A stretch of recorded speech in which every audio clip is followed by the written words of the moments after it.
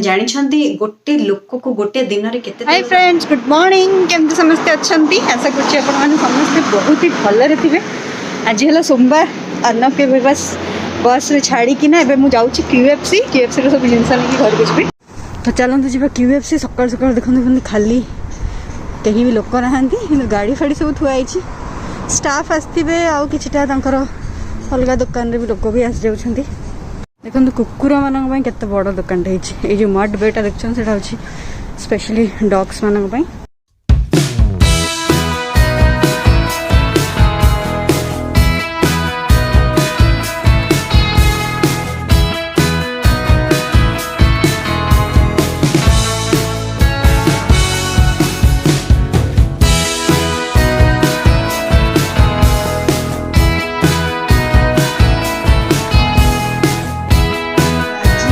बनैबी कलरा आलू भर्ता। तो कलरा सिझे देछि, आलू सिझा मो पाखे अच्छी। एठी मुग डाली भाजी देछि, तो मुग डालमाटा भी करी।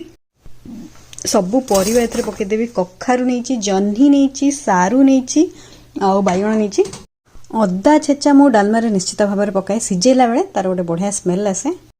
फ्रेंड्स चलंतु आज मु आपनको पेट कमाइबार किछटा टिप्स कहिदेवी।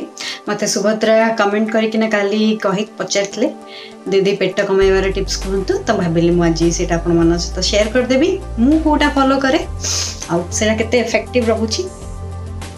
सकाळु जते बेले उठुछंती खाली पेट रे चाहा न पी की एटा आपण ट्राई करंदा। आइदर एप्पल साइडर विनेगर एथुरु ए जो ठिपीरु 2 ठिपी पके देबे गोटे ग्लास पानी रे, नहले आमला पतंजलि रामदेव बाबा आमला जोटा से भी गोटे ठिपी, गोटे ठिपी एटा पीले 2 ठिपी गोटे ग्लास पानी रे ताकू संगे संगे सकाळ उठिके आग सीटा पीबे बिना अलगा किछि चाहा कि अलगा किछि न करि। इमिडिएटली उठिला परे एटा आपण करिवे।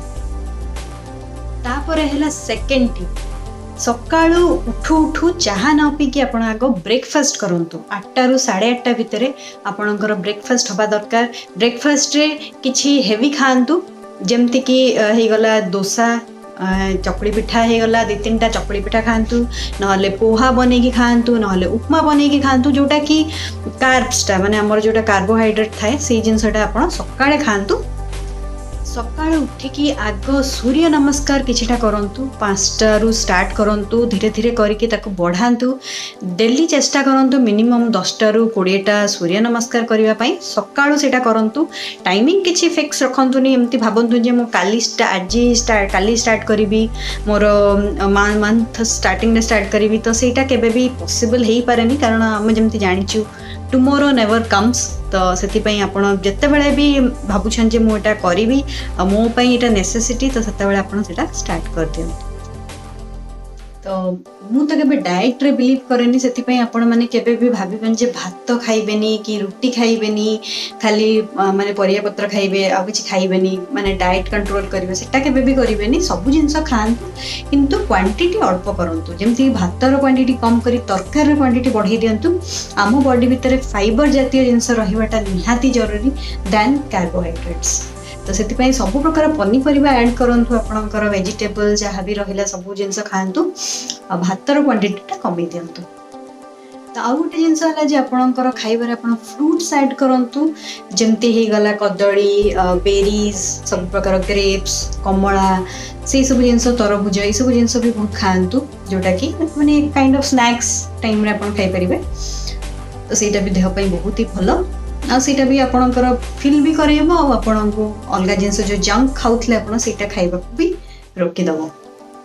आ सब बेले टाइम रे लंच, ब्रेकफास्ट, डिनर करंतु। केबे भी बे टाइम रे करंतु ने। जेमति हे गला सकाळे 12टा बेले ब्रेकफास्ट करिवे, दिन 4टा बेले लंच करिवे, राती 1टे बेले डिनर करिवे। सेमति न करी गोटे फिक्स करंतु टाइमिंग आ से टाइम रे ही खांतु। सब बेले चेष्टा करंतु 8टा 8:30 भितर ब्रेकफास्ट करिवे आ गोटे भितर लंच करिवे आ राती रो 2 घंटा रो सोइबा आगुरु आपण जाने जते डिनर कंप्लीट करिवे। आ डिनर रे भी सेमति बेसी खाइबेनी, कारण डिनर परे हमें सोई थाउ। नॉर्मली हमर बेसी किछ एक्सरसाइज ही न थाए, तो से टाइम रे डेफिनेटली देह रे लागिबाटा बहुत ही इजी हे थाए।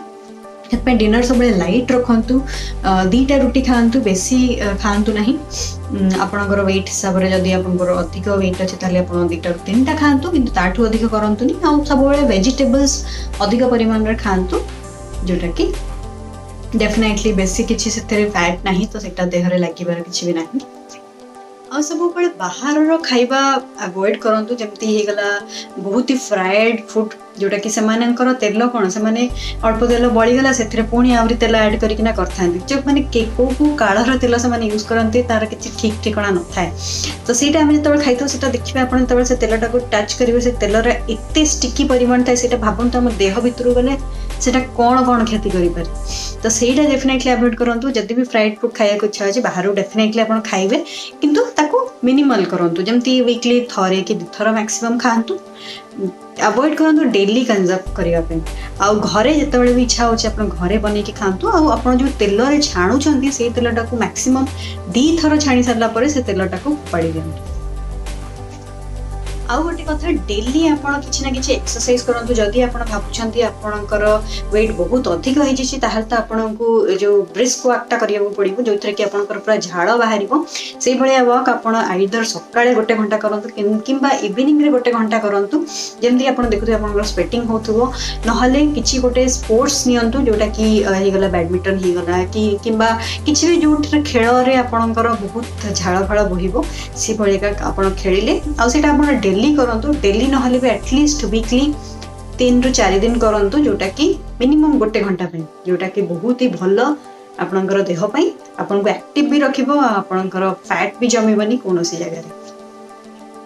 ଆଉ ଗୋଟେ ଜିନିଷ ହେଲା ଫ୍ରେଣ୍ଡସ୍, ଯେ ତେଲ ଆଭଏଡ୍ କରନ୍ତୁ ବହୁତ ପରିମାଣରେ। ଆମେ ଯେତେବେଳେ ତରକାରୀ କରୁଛନ୍ତି ତେଲ କମ୍ କରନ୍ତୁ। ଆପଣମାନେ ଜାଣିଛନ୍ତି ଗୋଟେ ଲୋକକୁ ଗୋଟେ ଦିନରେ କେତେ ତେଲ ଦରକାର? ମାତ୍ର 2 ଚାମଚ ତେଲ ଦରକାର। କିନ୍ତୁ ଭାବନ୍ତୁ ଆମେ କେତେ ତରକାରୀରେ କେତେ ତେଲ ୟୁଜ୍ କରିଥାଉ। ତ ସେଇଟା ଆଭଏଡ୍ କରନ୍ତୁ।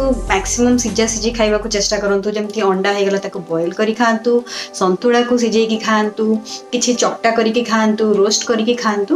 ତେଲଟାକୁ ବି କମେଇ ଦିଅନ୍ତୁ, ଲାଇକ୍ ଗୋଟେ ତରକାରୀରେ ମ୍ୟାକ୍ସିମମ୍ 3ରୁ 4 ସ୍ପୁନ୍ ତେଲ ପକାନ୍ତୁ, ସୋ ଦ୍ୟାଟ୍ ଆପଣ ଜାଣିବେ ଯେ ମୁଁ ଆଚ୍ଛା ଏତିକି ହିଁ ପରିମାଣର ଆଜି ତେଲ କନଜମ୍ପସନ୍ କରିଛି।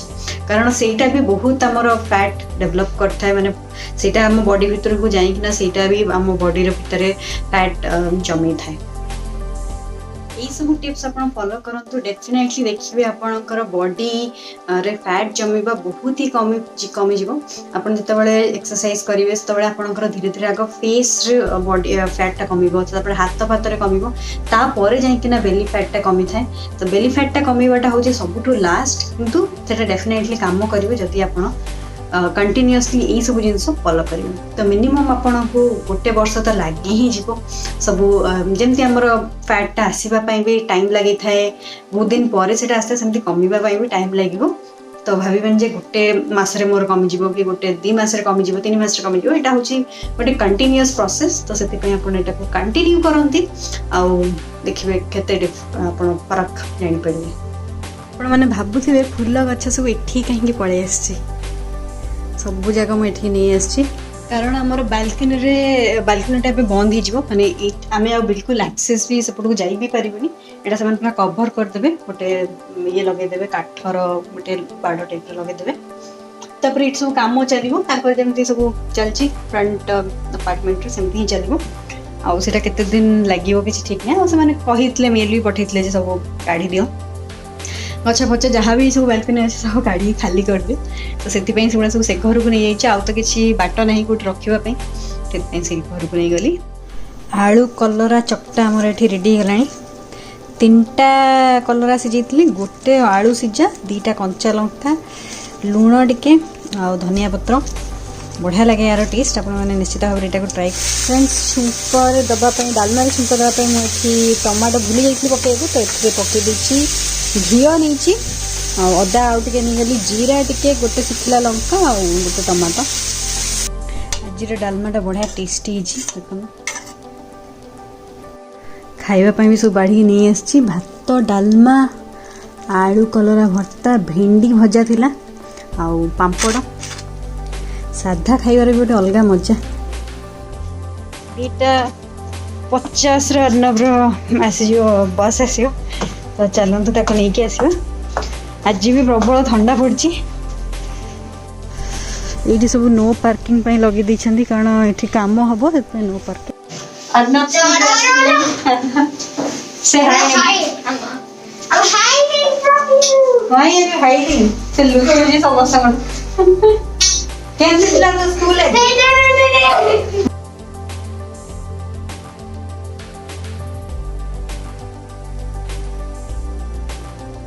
अर्नब फिनिश योर राइस पांपड़ कौन आगे खाई भात खा आउ तोर स्कूल केमती थिला आज भल ना खराब खराब खराब ना भल भल थिला कहीं भल थिला सब पड़ुची तले जल्दी फिनिश कर है आज कौन